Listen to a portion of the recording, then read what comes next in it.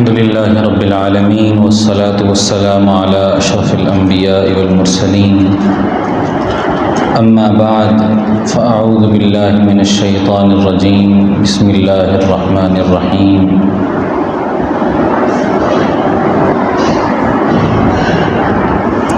إن الذين يشترون بعهد الله وأيمانهم ثمنا قليلا أولئك لا خلاق لهم في الآخرة ولا يكلمهم الله ولا ينظر إليهم يوم القيامة ولا يزكيهم ولهم عذاب أليم صدق الله العظيم اللهم صل على سيدنا ومولانا محمد وبارك وسلم اللهم صل على سيدنا ومولانا محمد وعلى آل سيدنا ومولانا محمد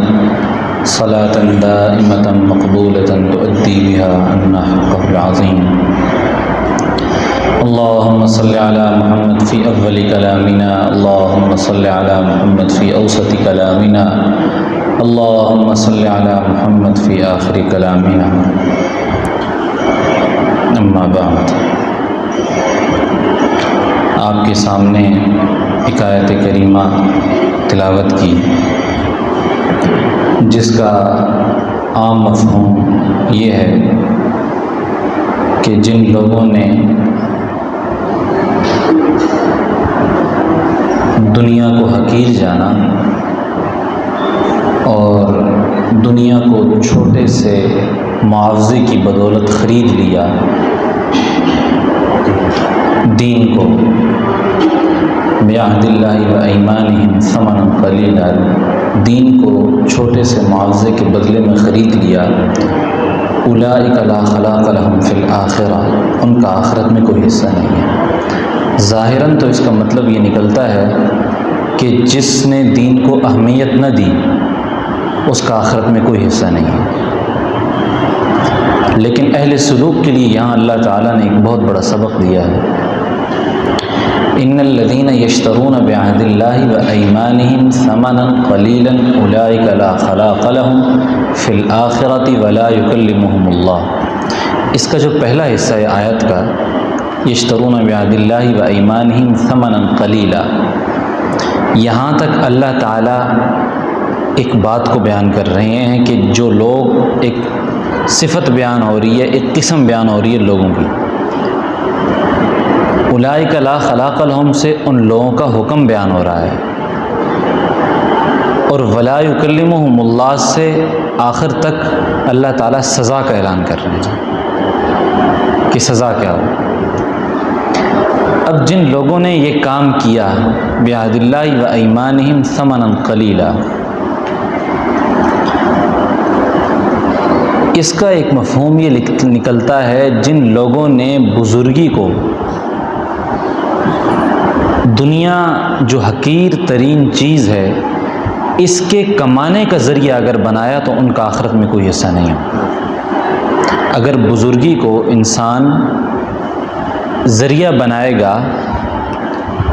اللہ تعالیٰ کے دین کو اگر اس ذریعہ بنائے گا اور اللہ تعالیٰ کے دین کو خریدے گا ان ٹکوں کے لیے، تو اس کا کوئی حصہ نہیں ہوگا۔ یعنی کہاں مقابلہ دین کا دنیا کے ساتھ، کہاں مقابلہ اللہ اور اس کے رسول کے احکامات کا، ذکر کا۔ یعنی یہ جو چیز ہے اگر کسی کے اندر یہ ہوگی تو اس کا آخرت میں کوئی حصہ نہیں ہوگا۔ اب اس کا ایک بڑا عجیب مطلب ہے، ان الذین یشترون بعہد اللہ وایمانہم ثمنا قلیلا۔ اب کوئی شخص ہے، اس کے ظاہری اعمال مقربین کے شاعر کی طرح ہیں، شرعی اعمال مقربین کے شاعر کی طرح ہیں، نماز، روزہ، پابند، سب کچھ اس کے اندر موجود ہے۔ ظاہراً اس کے اندر ایک بھی کوئی ایسی کجی نہیں ہے کہ جس سے وہ دنیا دار نظر آتا ہو، اور اپنے آپ میں وہ مطمئن بھی ہے کہ یہ جو میری ظاہری جتنے بھی معاملات ہیں یہ سب کے سب مقربین کے شاعر کی طرح ہیں، یعنی مقربین جو کام کرتے ہیں وہ میں بھی کرتا ہوں، یہ سب چیزیں اس کے اندر موجود ہیں۔ لیکن بعہد اللہ و ایمانہم ثمنا قلیلا، اگر ثمنا قلیلا کا ترجمہ ہوگا حب جاہ کی آمیزش اگر موجود تھی اس کا بھی آخرت میں کوئی حصہ نہیں ہے۔ ان الذین یشترون بعہد اللہ وایمانہم ثمنا قلیلا، یعنی اللہ کے دین کو اتنا سستا بنا دیا کہ مقربین کے شاعر کو اوڑا اور پھر بھی اپنے اندر حب جاہ کی آمیزش رکھی، تو اولئک لا خلاق لہم فی الآخرہ، ان کا آخرت میں کوئی حصہ نہیں ہے۔ اب یہاں تک تو ایک بات ہو گئی اور آگے حکم ہو گیا کہ ان کا آخرت میں کوئی حصہ نہیں ہے، یعنی وہ جنت میں نہیں جائیں گے، اللہ تعالیٰ کے بندوں میں سے نہیں ہوں گے۔ اب جب میں اور آپ ہم سب دنیا میں اس بزرگی کا لبادہ اوڑھ کر اپنے آپ کو بزرگ سمجھ کر ایک نیک شخص سمجھ کر سوچیں کہ جب اللہ تعالیٰ کی بارگاہ میں حاضر ہوں گے اس وقت دنیا میں روح کو محبوب سے ملنے کی تڑپ بہت ہوتی ہے۔ اب اگر دنیا میں کسی کا کوئی دنیاوی ہی محبوب ہو، ہر انسان ہے، اس کی فطرت ہے، کسی نہ کسی سے تو محبت کرتا ہے، اب اگر اس کا وہ محبوب اس کے ساتھ صحیح طرح پیش نہ آئے، اس کے ساتھ صحیح رویہ نہ برتے، تو اس کو تو کتنا دکھ ہوگا دنیا میں۔ اب دنیا میں اگر دیکھیں نفسیاتی اضطراب کا شکار ہم ہوں گے نہیں ہوں گے، اعصاب پر اثر پڑنا شروع ہو جاتا ہے، انسان کو کوئی ایک دکھ اتنا کمزور کر دیتا ہے کہ انسان جوانی میں بوڑھا ہو جاتا ہے۔ یہ نہیں کہ وہ روٹی نہیں کھاتا، وہ روٹی بھی کھاتا ہے، لیکن اس نفسیاتی دکھ نے اس کو ایک دن میں بوڑھا کر دیا۔ ہمارے دیکھنے میں یہ چیز آئی ہے۔ اب یہ روح کو محبوب سے ملاقات کی تڑپ ہوتی ہے، اور جب وہ تڑپ تقاضا کرتی ہے ملاقات کا، پھر جب ملاقات نہیں ہوتی اس وقت جو اس کو دکھ لگتا ہے، یہ دکھ کئی غموں پر، کئی تکلیفوں پر، کئی مصیبتوں پر بھاری ہوتا ہے۔ اب دنیا میں ہمارے محبوب اللہ تعالیٰ کی ذات ہے، دنیا میں ہماری محبوب اللہ تعالیٰ کی ذات ہونی چاہیے، سب کو یہ دل میں ہونا چاہیے، محبوب کی انسان ہر بات مانتا ہے۔ آخرت میں تو قطعی طور پر ہم سب کی محبوب اللہ تعالیٰ کی ذات ہوگی۔ یوم یفر المرء من اخیہ وامہ وابیہ وصاحبتہ وبنیہ، انسان اپنے بھائی سے بھاگے گا، بیٹے سے بھاگے گا، مال سے بھاگے گا، اولاد سے بھاگے گا، ماں بیٹے کو کہے گی میں تجھے نہیں جانتی، اس وقت صرف اور صرف نظر ہوگی تو کائنات کے مالک کی طرف ہوگی، اللہ اللہ یا اللہ۔ اب اس وقت انسان کی روح کا محبوب اللہ تعالیٰ ہوں گے، اور سوچیں کہ جب میں اور آپ اس لبادے کو اختیار کر کے بروز حشر اللہ تعالیٰ کے سامنے جائیں اور اللہ تعالیٰ فرمائیں ولا یکلمہم اللہ، میں تمہاری طرف بات نہیں کرتا، ولا ینظر الیہم یوم القیامہ، نہ میں تمہاری طرف دیکھتا ہوں۔ اب بروز حشر ہم اپنے آپ کو اتنا بڑا اللہ تعالیٰ کا محبوب ثابت کر کے جب اللہ کے سامنے جائیں اور اللہ کہیں میں تمہیں نہیں دیکھتا، میں تمہاری طرف نظر نہیں کرتا، مفسرین نے لکھا ہے کہ یہ اللہ تعالیٰ کا جملہ 1000 جہنموں پر بھاری ہوگا، کہ جب انسان کتنی امیدیں اور توقعات لے کے اللہ کے سامنے کھڑا ہوگا، لیکن جب اس کو یہ جملہ اللہ تعالیٰ کی طرف سے ملے گا ولا یکلمہم اللہ، میں تم سے بات نہیں کرتا، ولا ینظر الیہم، اللہ تعالیٰ نظر پھیر دیں گے اپنی اس سے، 1000 جہنموں پر اللہ تعالیٰ کا یہ جملہ بھاری ہوگا۔ اور یہ کیوں ہوگا؟ بعہد اللہ و ایمانہم ثمنا قلیلا، حب جاہ کی آمیزش اہل سلوک کے دل میں موجود تھی۔ جب آپ اس راستے میں آئے تھے، میرا بننے کے لیے آئے تھے، تو پھر میرے طریقوں کو کیوں نہیں اپنایا؟ تم نے دین کو اتنا حقیر سمجھ رکھا تھا کہ گھٹیا ترین چیز دنیا تم نے اپنے دل میں میرے دین کے ساتھ بسا رکھی تھی۔ یہ جرم اتنا بڑا ہے کہ اس کا احساس دنیا میں نہیں ہو سکتا، قیامت کے دن ہی ہو جائے گا جب اللہ تعالیٰ کے سامنا ہوگا۔ تو اس آیت کا مفہوم ہے کہ ان الذین یشترون بعہد اللہ و ایمانہم ثمنا قلیلا، ثمنا قلیلا کہہ کے اللہ تعالیٰ نے ثمنا نہیں کہا، ثمن کہتے ہیں پیسے کو، قلیلا کہتے ہیں کم کو، یعنی بہت تھوڑے ٹکے، 2 ٹکا دنیا ہے اور کیا ہے۔ ابھی جو ثمنا قلیلا ہے، حب جاہ کی آمیزش اس کا بہترین ترجمہ ہے، کہ جس نے دنیا کو یعنی دین کے ساتھ اللہ تعالیٰ کی یہ جو سلسلہ ہے، اللہ تعالیٰ کے ذکر سے جو انوار حسن پیدا ہوتے ہیں، اور یہ جو انوار کا ایک سلسلہ ہے، اور انسان کے اندر دل کی کیفیت میں ہلچل مچ جانا، اللہ تعالیٰ کے انسان پر فضل و کرم کا شروع ہو جانا، یہ کوئی معمولی بات نہیں ہے۔ یہ کوئی اتنی چھوٹی بات نہیں ہے۔ اللہ تعالیٰ جس کو یہ چیزیں عطا کر دیں، پھر اس کے بعد اس کے باوجود بھی اس کے اندر حب جاہ کی اگر آمیزش ہوگی تو یقیناً یہ اللہ تعالیٰ کے ہاں بہت بڑا جرم ہے۔ اور اسی وجہ سے اللہ تعالیٰ فرماتے ہیں لا خلاق لہم فی الآخرہ، آخرت میں ان کو کوئی حصہ نہیں ہے۔ یہ جو اگلا جملہ ہے ولا یکلمہم اللہ، اب روح محبوب کی ملاقات کے لیے تڑپ رہی ہے اور نظر میں خیال میں اپنی پچھلی اعمال ہیں، جی میں اتنا بزرگ تھا، میرے شاعر مقربین کے شاعر کی طرح تھے، میں تو بڑے اعمال کر کے آیا ہوں، لیکن یہ جو جرم چھپا ہوا تھا، جس جرم کی نشاندہی نہیں تھی، اس جرم کا پتہ جب اللہ کے سامنے لگے گا اور اللہ تعالیٰ فرمائیں گے میں تم سے بات نہیں کرتا، اور اس وقت جب یہ جرم کھلے گا تو جیسے میں نے پہلے کہا کہ مفسرین فرماتے ہیں کہ 1000 جہنموں پر بھاری اللہ تعالیٰ کا یہ جملہ ہوگا انسان پر، جاؤ میں تم سے بات نہیں کرتا۔ اللہ اکبر، اللہ تعالیٰ جب یہ فرمائیں گے، کوئی دشمن کو اگر کہے، اللہ تعالیٰ یہی جملہ اگر دشمن کو کہیں، کافر کو کہیں میں تم سے بات نہیں کرتا، تو اس نے تو کیا کون سا ایسا کوئی کام تھا کہ جس پر وہ جملہ بھاری ہوتا، اس پر وہ جملہ اثر نہیں کرے گا اتنا زیادہ۔ اللہ تعالیٰ دشمن کو اگر کوئی دنیا میں دھمکی دے میں تم سے بات نہیں کرتا، تمہاری طرف نہیں دیکھتا، یہ نہیں کرتا، اور اس کے برعکس دنیا میں آپ اگر اپنے کسی محبوب دوست کو جس کو آپ سے شدید محبت ہو اس کو آپ یہ دھمکی دیں میں تمہاری طرف تم سے بات نہیں کرتا، تمہاری طرف نہیں دیکھتا، یا کوئی بڑا چھوٹے کو یہ دھمکی دے، باپ بیٹے کو کہے، تو بیٹے کے دل پر یہ جملہ کتنا صلاحیت کرتا ہے، کیونکہ وہ محبوب ہوتا ہے اس کا۔ اب یہی جملہ آپ کسی جا کے دشمن کو باہر کہیں تو وہ تو کہے گا شکر ہے نا بات کا تم مجھ سے۔ اسی طرح یہ اللہ تعالیٰ کا یہ جملہ دشمنوں پر اس طرح اثر نہیں کرے گا جتنا اپنے محبوبوں پر کرے گا، اور یہ جملہ ہے ہی محبوبوں کے لیے کہ جب میرے محبوب بن گئے تھے تو پھر حب جاہ کی آمیزش دل میں کیوں تمہارے شامل تھی۔ تو یہ ہے اللہ تعالیٰ کا دین کی ایک بہت، اللہ تعالیٰ کا دین اپنے اندر بہت وسعت رکھتا ہے، اللہ تعالیٰ کی ذات اپنے اندر بہت وسعت رکھتی ہے۔ اللہ تعالیٰ کی ذات، انوار، حسن،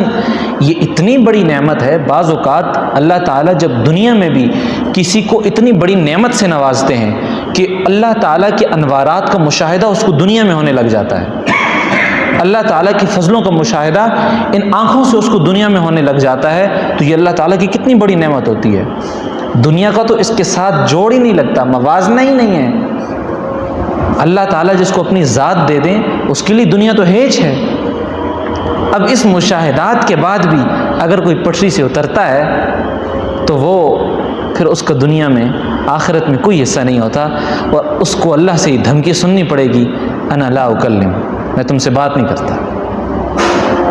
اور میں تمہاری طرف دیکھتا بھی نہیں ہوں۔ یقیناً یہ جملہ بہت ہی مشکل ہے، بہت مشکل ہے سننا۔ جیسے 1000 جہنموں پر بھاری ہے، یہ جملہ بالکل سچ ہے کہ یہ جملہ 1000 جہنموں پر بھاری ہوگا۔ وَلَهُمْ عَذَابٌ عَلِيمٌ، اور ان کے لیے دردناک عذاب ہوگا۔ یقیناً یہی جو اللہ کا نہ دیکھنا ہے اور نہ پوچھنا ہے، روح جب محبوب سے ملاقات کے لیے تڑپ رہی ہوگی، اس وقت اللہ تعالیٰ جب یہ فرمائیں گے تو وَلَهُمْ عَذَابٌ عَلِيمٌ، یہ دردناک عذاب ہوگا، بہت بڑا درد دینے والا عذاب ہوگا۔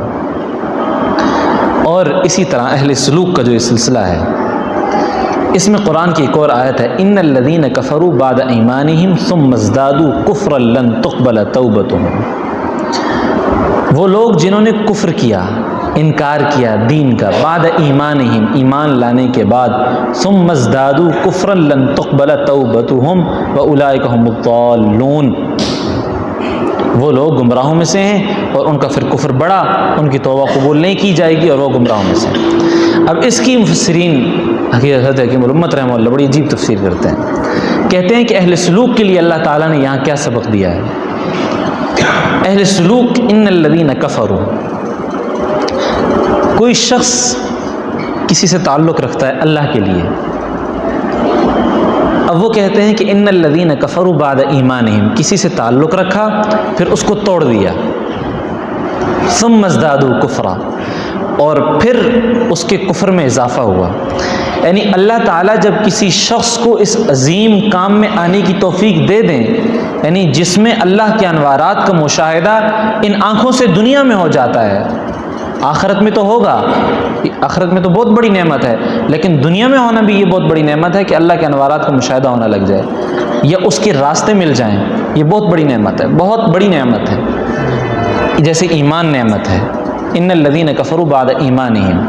ایمان لائے یعنی اللہ کے انوارات کو مشاہدہ، ایمان کی حلاوت دنیا میں نصیب ہونے لگ گئی، اس کے بعد اس راستے سے ہٹ گئے، اہل سلوک کسی سے منسلک ہوئے اور پھر اس راستے سے ہٹ گئے، ان الذین کفروا بعد ایمانہم ثم ازدادوا کفرا۔ اب جب کسی سے تعلق رکھا، تعلق رکھنے کے بعد اس کو توڑ دیا خام خواہ، بغیر کسی عذر کے، کوئی عذر نہیں تھا، کسی دشمنی کی بنا پر یا کوئی اور وجہ تھی، حسد، عناد یا کوئی بھی ایسی وجہ تھی، کوئی سلوک کے اپنے اصول ہیں، سب بیان ہوتے رہتے ہیں، سب کو پتہ ہیں، بغیر کسی ایسی بات کے توڑ دی۔ اسی ضمن میں آگے ایک واقعہ بھی ہے، بغیر کسی بات کے توڑ دیے، بغیر کسی عذر کی تشریح ہے، خیر اس میں بہت ساری باتیں ہیں۔ اب اس نے کسی اللہ والے سے تعلق رکھا، اب جس سے بندہ ایک تو بندہ تعلق رکھے، ہمارے مولانا عابد صاحب ایک بہترین جملہ فرمایا کرتے ہیں جب ان کا معنی جوڑ ہوتا ہے تو اس میں فرماتے ہیں کہ بھائی جو ساتھی میرے بیان سے متاثر ہو کہ مجھ سے بیعت ہو رہا ہے وہ مجھ سے بیعت نہ ہو، اگر وہ ایک مہینہ پہلے اس نے ارادہ کیا، اس کے دل میں میری عقیدت بیٹھی اور وہ اس نیت سے اس پروگرام میں آیا، اب وہ مجھ سے بیعت ہو، وہ ساتھی جس نے ابھی میرا بیان سنا وہ مجھ سے بیعت نہ ہو۔ مجھے یہ بات سمجھ نہیں آتی تھی کہ آخر یہ کیوں لوگوں کو بیعت سے روک رہے ہیں۔ ایک دفعہ پھر میں نے حضرت سے پوچھا، انہوں نے کہا یہ ابھی تو میرے بیان کے دیوانے ہو کے مجھ سے بیعت ہو گئے ہیں، لیکن یہ کچھ عرصے بعد جب میری کوئی ایسی چیز دیکھیں گے کہ جس سے ان کا مزاج نہیں ملتا ہوگا تو پھر یہ کہیں گے یہ کیسا پیر ہے جی، مجھ سے بیعت توڑ دیں گے، اس وقت تو یہ بیعت توڑ دیں گے، برباد یہ ہو جائیں گے۔ میں ان کو بربادی سے بچانے کے لیے ان کو بیعت نہیں کرتا۔ تو اسی طرح ان الذین کفروا بعد ایمانہم، کسی سے تعلق رکھا اور پھر اس تعلق کو توڑ دیا، یہ مشاہدہ ہے، تجربہ ہے، کئی دفعہ دیکھی ہوئی بات ہے۔ ثم ازدادوا کفرا، قرآن کی آیت یقینی اور قطعی ہے کہ جس نے کسی اللہ والے سے تعلق توڑا، اب اس کی بھی دو قسمیں ہیں، اور تعلق توڑا ثم ازدادوا کفرا، پھر وہ جب تعلق توڑتا ہے تو اس کے اندر آہستہ آہستہ اس ولی کی نفرت بیٹھتی ہے، جو ولی جس سے وہ بیعت ہوتا ہے۔ اب آہستہ آہستہ آہستہ اس کے اندر دوسرے کی، تیسرے کی، ایک وقت آتا ہے کہ اولیاء اللہ کی نفرتوں کے ڈیرے اس کے دل میں جم جاتے ہیں اور وہ دنیا میں کسی کو ولی مانتا ہی نہیں ہے، کہتا ہے میں ولی ہوں۔ یہ اس کا مطلب ہے ثم ازدادوا کفرا، پھر ان کے کفر میں اضافہ ہو جاتا ہے۔ یہ ہے تھانوی نے یہ بات بیان فرمائی، ثم ازدادوا کفرا، پھر ان کے دل میں اضافہ ہوتا گیا، اضافہ ہوتا گیا، ثم ازدادوا کفرا، یعنی ان کے دل میں نافرمانی کا اضافہ ہوتا جاتا ہے، عداوت کا اضافہ ہوتا جاتا ہے، اہل اللہ سے عداوت بڑھ جاتی ہے۔ اللہ تعالیٰ فرماتے ہیں لن تقبل توبتہم، پھر ان کی توبہ قبول نہیں کی جائے گی۔ حالانکہ قرآن تو کہتا ہے کہ مرنے سے پہلے جب بھی جس نے توبہ کر دی اس کی توبہ تو قبول ہے، لیکن لن تقبل توبتہم، ان کی توبہ ہرگز قبول نہیں کی جائے گی۔ اس کا کیا مطلب ہے؟ اللہ تعالیٰ اس کو مرتے دم تک اس جرم کی وجہ سے کبھی توبہ کی توفیق ہی نہیں دیں گے، کبھی توبہ کی اس کو توفیق ہی نہیں ملے گی۔ وَأُولَٰئِکَ هُمُ الضَّالُونَ، گمراہوں میں ان کا شمار ہوگا۔ اب بعد ایمانہم ثم ازدادوا کفرا، اس پر ہمیں دھیان دینا ہے۔ بعض اوقات یہ ہوتا ہے کہ بعض ساتھی تصوف کے اصول سے ناواقفیت کی بنا پر کسی سے تعلق توڑ دیتے ہیں، شیخ سے تعلق توڑ دیتے ہیں تصوف کے اصول سے ناواقفیت کی بنا پر۔ اللہ تعالیٰ جانتا ہے ان اللہ یعلم ما یسرون وما یعلنون، دلوں کے چھپے ہوئے رازوں کو جانتا ہے کہ کس نے کس بنا پر پیر سے تعلق توڑا۔ اگر کسی نے تصوف کی ناواقفیت کی بنا پر اگر کسی سے تعلق توڑا ہوگا تو اللہ تعالیٰ اس کو رجوع کی توفیق دے دیں گے، اللہ تعالیٰ اس کو رجوع کی توفیق دے دیں گے۔ لیکن اگر کوئی اور وجہ تھی، کیونکہ اللہ تو کسی کے ساتھ ظلم تو نہیں کرتے، ان اللہ لا یظلم مثقال ذرہ، اللہ تعالیٰ رتی کے برابر بھی ظلم نہیں کرتے، لیکن اگر کسی اور وجہ سے توڑا ہوگا تو ثم ازدادوا کفرا، وہ اس بات کے لیے تیار رہے کہ پھر اس کو پیچھے موڑنے کا ٹائم نہیں ملے گا۔ مزید اس کے اندر کتنے ایسے لوگ ہیں مشاہدے میں جنہوں نے ایک بات کو سامنے رکھ کر عیب جوئی شروع کی، انکار کیا، نکلے کسی اور کے پاس جاتے ہیں، اس کی عیب جوئی شروع کی، اس سے نکلے، آہستہ آہستہ آہستہ بالآخر اسٹیج یہ پہنچا کہ دنیا میں کوئی ولی ہی نہیں ہے، دنیا میں کوئی ہے ہی نہیں ہے میرے جیسا۔ دنیا میں ولایت کا نظام ہی ختم ہو چکا ہے. پھر ان کو آپ ہزار لاکھ سمجھاتے رہیں لن تقبل توبتہم، ان کو رجوع کی توفیق نہیں ملتی پھر، کیونکہ اللہ کہہ رہے ہیں وہ اولئک هم الضالون، یہ گمراہ ہو چکے ہوتے ہیں دنیا میں. اللہ تعالیٰ کے ہاں اولیاء اللہ کی نفرت، عداوت، اولیاء اللہ کا دل توڑنا، یہ اتنا بڑا جرم ہے، اتنا بڑا جرم ہے کہ اس کا اندازہ انسان جب کسی کو یا تو خود دیکھتا ہے یا اپنے ساتھ بیتتی ہے تو تبھی اس کو اس کا اندازہ ہوتا ہے کہ یہ کتنا بڑا جرم ہے. تو اسی وجہ سے دو مضمون آج اللہ تعالیٰ نے بیان زبان سے نکلے کہ ایک تو ان الذین یشترون بعہد اللہ وایمانہم ثمنا قلیلا، دنیا کو جیسی حقیر چیز کو حاصل کرنے کے لیے اگر بزرگی کو ذریعہ بنایا تو لا خلاق لہم فی الآخرہ، آخرت میں کوئی حصہ نہیں. اور عذاب کیا ہے؟ انا لا اکلم، میں تم سے بات نہیں کرتا. روح محبوب سے ملاقات کے لیے جب تڑپے گی اور وہاں سے جب یہ جواب آئے گا تو اس وقت ہزار جہنموں پر بھاری یہ جملہ ہوگا. اور اسی طرح اس آیت سے ایک اور بات ہی معلوم ہوتی ہے کہ اگر دین کو اختیار کیا لیکن اس کے ساتھ حب جاہ کی آمیزش تھی، ثمنا قلیلا کا ترجمہ یہی ہے کہ حب جاہ کی آمیزش، حب جاہ کہتے ہیں مرتبہ مال، حب جاہ حب مال کی اگر آمیزش تھی، دنیا کے مراتب کی آمیزش تھی، تو اس کا بھی آخرت میں کوئی حصہ نہیں ہے. اور اس کے لیے بھی وہی دھمکی ہے جو اللہ تعالیٰ نے دی ہے کہ میں تم سے بات نہیں کرتا. محبوب جب روح کو یہ کہے گا تو کیا حالت ہوگی اس وقت انسان کے خیالات یہ ہوں گے کاش یہ جملہ ہی نہ سنتا. دشمن کو تو کہا جائے وہ تو پرواہ ہی نہیں کرے گا، لیکن جب اپنے آپ کو محبوب کہنے والا یہ جملہ سنے گا تو اس کے دماغ اور نفسیات پر یہ پہاڑ بن کر یہ جملہ گرے گا. ایک تو یہ بات، اور دوسرا ان الذین کفروا بعد ایمانہم، کہ جب کسی سے تعلق رکھا، جب ایمان کی دولت نصیب ہوئی، اللہ تعالیٰ کے انوارات کا مشاہدہ نصیب ہوا. ایمان کہتے ہیں اللہ، اصل ایمان تو وہ ہے کہ حلاوت ایمان، اس میں کوئی اتنی لمبی چوڑی بات نہیں ہے، لیکن بعد ایمانہم، ایمان تو حلاوت ایمان کا نام ہے. حلاوت ایمان جس کو نصیب ہو جائے اس کے بعد اگر وہ کفر کرے ثم ازدادوا کفرا، اور پھر اپنے اس کفر پر مصر رہے، اس کا مطلب یہ ہے کہ اللہ تعالیٰ جب کوئی شخص کسی ولی کی توہین کرتا ہے اس کے دل میں پھر اس اولیاء اللہ کی توہین سرایت کرتی جاتی ہے. پھر وقت جیسے کہا کہ پھر نفرتیں اولیاء اللہ کی اس کے دل میں مصر ہو جاتی ہیں اور وہ گناہ کرنے لگ جاتا ہے، تو پھر لن تقبل توبتہم، پھر وہ رجوع کے قابل نہیں رہتا، اس سے رجوع کی توفیق سلب ہو جاتی ہے، پھر وہ گمراہ ہو جاتا ہے. وہ پھر اللہ تعالیٰ اگر کسی کو اس آزمائش سے نکال دیں تو اس کی شان ہے، کرم نوازی ہے، فضل ہے، ورنہ اصول ایسا نہیں ہے کہ جو ایسا کرتا رہے اور پھر بچ جائے. کیونکہ اللہ تعالیٰ اس معاملے میں فرماتے ہیں من عاد لی ولیا فقد آذنتہ بالحرب، اس نے میری ولی سے دشمنی رکھی اس کے لیے اعلان جنگ ہے. تو اس معاملے میں ایک تو انسان کو ذرہ برابر سے بھی بچنا چاہیے، مطلب جو چیز بھی اس طرف لے کر جا رہی ہو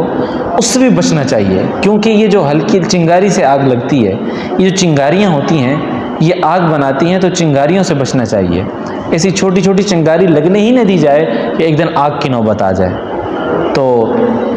اللہ تعالیٰ کا بے فضل و کرم اور احسان ہے. اور اسی طرح جب اللہ تعالیٰ کسی شخص کے اندر یہ دیکھتے ہیں کہ اس کے اندر محبوب سے ملاقات کی تڑپ ہے، اب اس کا علاج کیا ہے؟ اس کا علاج انسان کو یہ چیز نصیب، یہ اس آزمائش میں انسان نہ پڑے، اس عذاب کا شکار نہ ہو، دنیا حب جاہ کی آمیزش اس کے دل میں نہ آئے. یہ کیسے ہو سکتا ہے؟ اللہ تعالیٰ فرماتے ہیں بعہد اللہ، تو اس کا علاج بھی اللہ ہی ہے. اب اس کے مختلف طریقے ہیں. دین کے ہر شعبے میں لگنا انسان کے اندر نورانیت پیدا کرتا ہے، لیکن ایک چیز جس کا اللہ تعالیٰ نے حکم کیا اور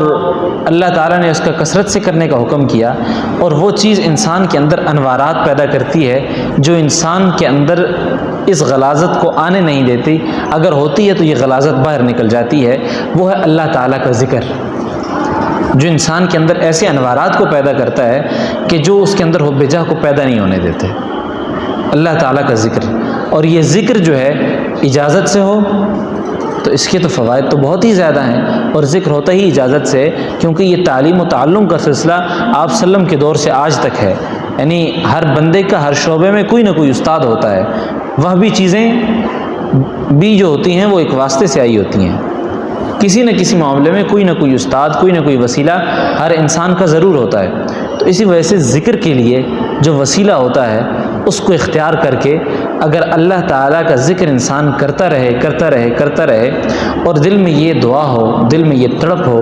کہ یا اللہ میری روح کو ایسا بنا کہ میں آپ سے وَلَقَّاهُمْ نَظْرَةً وَسُرُورًا، کہ قیامت کے دن اللہ تعالیٰ جب وہ اللہ تعالیٰ سے ملیں تو نظرةً وسرورا، ان کے چہروں پر خوشی ٹپک رہی ہو، وجوہ یومئذ مسفرہ ضاحکۃ مستبشرہ، ان کے چہرے چمک رہے ہوں، ہنس رہے ہوں، مسکرا رہے ہوں، چہروں پر خوشخبری سننے کے آثار نمایاں ہوں۔ یہ اگر اللہ تعالیٰ کی یہ کیفیت پیدا ہوگی تو اللہ تعالیٰ وہ کیفیت ذکر سے پیدا کریں گے، نورانیت پیدا کریں گے، حب جاہ کی آمیزش دور ہوگی۔ علماء نے لکھا ہے، مفسرین نے لکھا ہے، بزرگوں نے لکھا ہے کہ یہ اللہ تعالیٰ کا ذکر جو ہے یہ انسان کے اندر حب جاہ کی آمیزش سے انسان کو روکتا رہے گا۔ اور اسی طرح دوسری بات تھی کہ انسان جب کسی اہل سلوک کے ساتھ منسلک ہو جائے تو پھر انسان کیا کرے۔ بعض اوقات تصوف کے اصولوں میں سے، تصوف کے کافی اصول ہیں، یہ ضروری نہیں کہ انسان اگر کسی کے ساتھ بیعت ہو جائے، کسی سے بیعت ہو جائے تو پھر انسان اس سے اپنا تعلق توڑ نہیں سکتا، بلکہ بعض اہل اللہ کے ایسے واقعات ہیں کہ انہوں نے ایک پیر کے ہوتے ہوئے دوسری پیر سے بیعت کی، لیکن یہ ایک علیحدہ گفتگو ہے۔ اس میں انسان تصوف کے اصول کو، میں نے ایک بزرگ کو دیکھا کہ انہوں نے اپنی زندگی میں کسی اور پیر سے، اسی پیر کی موجودگی میں دوسری پیر سے بیعت کر لی۔ اب یہ کافی عجیب تھا، لیکن ان پیروں کو چار چاند لگے، ان کے علم میں اضافہ ہوتا رہا۔ اس کی کیا وجہ تھی؟ جب وہ دوسرے پیر کے پاس گئے، انہوں نے ان کو یہ بات ارشاد فرمائی تو اللہ تعالیٰ نے ان کے دل پر یہ بات منکشف فرمائی کہ آپ کا حصہ ان کے پاس ہے۔ بہرحال یہ علیحدہ بات ہے۔ تو انہوں نے آگے سے کہا کہ آپ جن بزرگوں سے پہلے بیعت ہیں ان کے حلقے میں مسلسل جاتے رہیں، ان کو ہدایہ کا سلسلہ جاری رکھیں، ان کے ساتھ تعلق رکھیں۔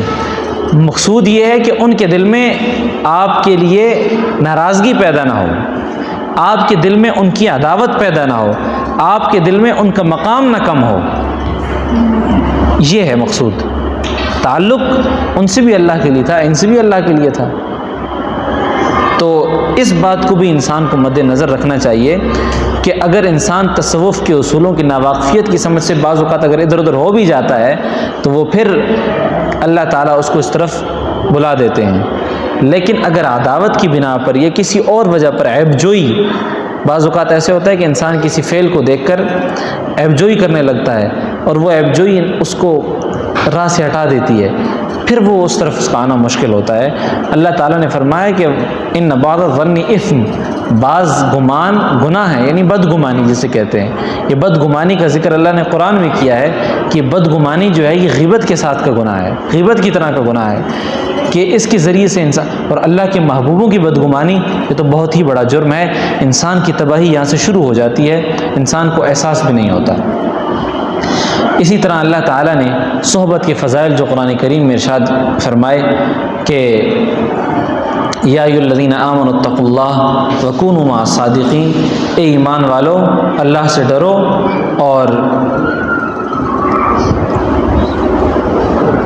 وکونوا مع الصادقین، اور سچوں کے ساتھ رہو۔ سچوں یعنی اللہ تعالیٰ نے اپنے تقوی کا دار و مدار، تقوی کسے کہتے ہیں؟ تنہائی میں اللہ سے ڈرنے کا نام تقوی ہے۔ تنہائی میں جو شخص اللہ سے ڈرتا ہے اس کو کہتے ہیں تقوی۔ تو اللہ تعالیٰ نے فرمایا کہ اگر تم تقوی اختیار کرنا چاہتے ہو تو اس کا حل ہے وکونوا مع الصادقین، کہ کسی اللہ والے کی صحبت کو اختیار کرو، تمہاری تنہائی پاک ہو جائے گی۔ یہ جرم، یہ جو عیب جوئی کا جرم ہے، اللہ والوں کی نفرت کا جرم ہے۔ خام خواہ بعض لوگ پھرتے رہتے ہیں کہ جن سے آپ کسی بھی بزرگ کے بارے میں بات کریں تو وہ چڑھنا شروع ہو جاتے ہیں۔ اب اس کی وجہ کیا ہوتی ہے؟ اس کی وجہ یہ ہوتی ہے وہ تقوی کو اختیار کرنے کی کوشش تو کرتے ہیں، لیکن جو پہلی سیڑھی ہوتی ہے وَكُونُوا مَعَ الصَّادِقِينَ، صحبت، اس کو اختیار نہیں کرتے، جس وجہ سے وہ تقوی ان کو حاصل نہیں ہوتا۔ اور جب تقوی حاصل نہیں ہوتا تو تنہائی پاک نہیں ہوتی۔ ظاہر تقوی تو تنہائی میں پاک، تنہائی میں اللہ سے ڈرنے کا نام تقوی ہے۔ تو جب تنہائی پاک نہیں ہوتی تو انسان کے اندر مختلف خیالات، انتشار، فسادات ذہن کے اندر قائم ہوتے رہتے ہیں، اور وہ نکلتے ہیں اولیاء اللہ کی نفرت کی صورت میں۔ پھر انسان اس کو ہیٹ سمجھتا ہے، ظاہری شرعی اعمال کو، اور جو انسان جو ظاہری شعائر ہیں دین کے، ان کو فالو کر کے، ان کا انتخاب کر کے، ان کو اپنے اوپر چڑھا کر، ان کا لبادہ اپنے اوپر چڑھا کر بس اسی کو دین کل سمجھنے لگ جاتا ہے۔ حالانکہ جو اللہ تعالیٰ نے صحبت کا مزاج، صحبت کا معیار، صحبت کا طریقہ نبی اکرم صلی اللہ علیہ وسلم کے دور کے بعد، آپ صلی اللہ علیہ وسلم کے دور کے اندر صحابیت کے دور سے رکھا۔ صحابی بھی صحبت سے ہے، ان کو اور کوئی جو صحابہ ہیں ان کی فضیلت میں حضرت قطب الاقطاب، علامہ، قدوۃ العارفین، یہ جملے ان کے ساتھ کیوں نہیں لگائے جاتے؟ کیا وہ یہ نہیں تھے؟ یہ سارے جملے ایک صحابی جملے کے سامنے ہیچ ہیں کہ انہوں نے نبی کریم صلی اللہ علیہ وسلم کی صحبت اختیار کی ہے، کیونکہ وہ صحابی تھے، یہ بہت بڑا شرف تھا۔ ابھی جو صحابی ہونے کا شرف ہے، یہ سارے اعزازات، سارے القابات اس میں ضم ہیں۔ تو کیوں ضم ہے؟ کیونکہ ان کے پاس بہت بڑا شرف تھا، وہ صحبت کا شرف تھا۔ ان کے متقی ہونے کا اعلان اللہ تعالیٰ نے کیا، اور بھی اللہ تعالیٰ نے ان کی کئی باتوں کا اعلان کیا، لیکن ان کی صحبت کی وجہ سے ان کو تقوی کا سرٹیفکیٹ دیا۔ اور صحبت کے اندر ادب ہوتا ہے، ظاہری بات ہے، ان الذین یغضون اصواتهم عند رسول اللہ اولئک الذین امتحن اللہ قلوبهم للتقوی، کہ صحابہ اکرام کی جماعت وہ ہے کہ جنہوں نے آپ صلی اللہ علیہ وسلم کی صحبت کو بھی اختیار کیا اور اس کے آداب کو ملحوظ خاطر رکھتے ہوئے اپنی آوازوں کو پست رکھا، یعنی آپ صلی اللہ علیہ وسلم کے بارے میں عیب جوئی کا سوچا بھی نہ۔ جب ان کے اندر یہ صفت پیدا ہو گئی تو پھر اللہ تعالیٰ فرماتے امتحن اللہ قلوبهم للتقوی، ہم نے تب جا کر ان کے دلوں کے اندر تقوی کو جانچ لیا، گویا کہ وہ سراپا سر سے لے کر پاؤں تک تقوی ہی تقوی تھے، ان کی تنہائی۔ اسی کا مفہوم تو ایک حدیث مبارکہ ہے، حدیث مبارک ہے کہ آپ صلی اللہ علیہ وسلم فرماتے ہیں کہ میرا ایک صحابی اگر ایک مٹھی بھر کھجور یا جو صدقہ کرے اور تم احد پہاڑ کے برابر سونا بھی صدقہ کرو تو تم میرے صحابی کے ثواب کو، صحابی کے اجر کو، صحابی کے اخلاص کو نہیں پہنچ سکتے، کیونکہ صحابہ کے دلوں کی میں تقوی کی گارنٹی اللہ نے خود دی ہے، اور وہ تھی یہ صحبت کو اختیار کرنے کی وجہ سے۔ تو انسان جتنی صحبت کو اختیار کرنے میں اپنی دلچسپی دکھاتا ہے، کوشش کرتا ہے، اتنا اس کے اندر تقوی پیدا ہوتا ہے۔ انسان کے ہفتہ ور کے اعمال، مہینے بھر کے اعمال، سال بھر کے اعمال،